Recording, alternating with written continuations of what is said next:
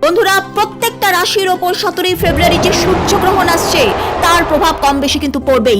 সব কটা রাশির জন্য একটা মারাত্মক রামবাণ টোটকা দিয়ে দিচ্ছি। কি করবে? হলুদ রঙের লেবু হতে হবে, সবুজ হলে হবে না। তুমি বাড়ি, ফ্যাক্টরি, অফিস যেখানে হোক, সেই জায়গার চারদিকে একটা জলের গ্লাসের মধ্যে হলুদ লেবুটা ফেলে ওই জলের গ্লাস চারদিকে রেখে দেবে।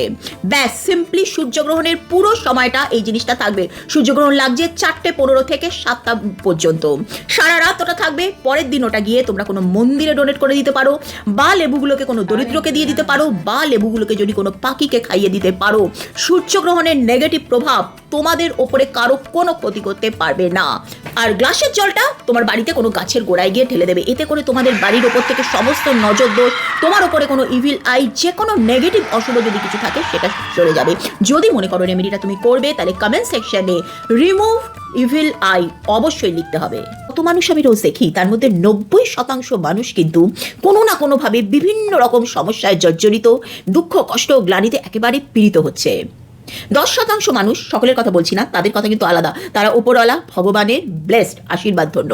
কিন্তু বাকি মানুষরা যারা আমরা কষ্ট পাচ্ছি, তোমরা যদি মনে করো, আমাকে যদি বিশ্বাস করো, আমাকে যদি মনে হয় যে এই মানুষটাকে ট্রাস্ট করা যায়, দেন অনলি তোমরা আমাকে মিনিমাম একটা 100 রুপিস দিয়ে তোমাদের ডেট অফ বার্থটা আমাদেরকে পাঠাও।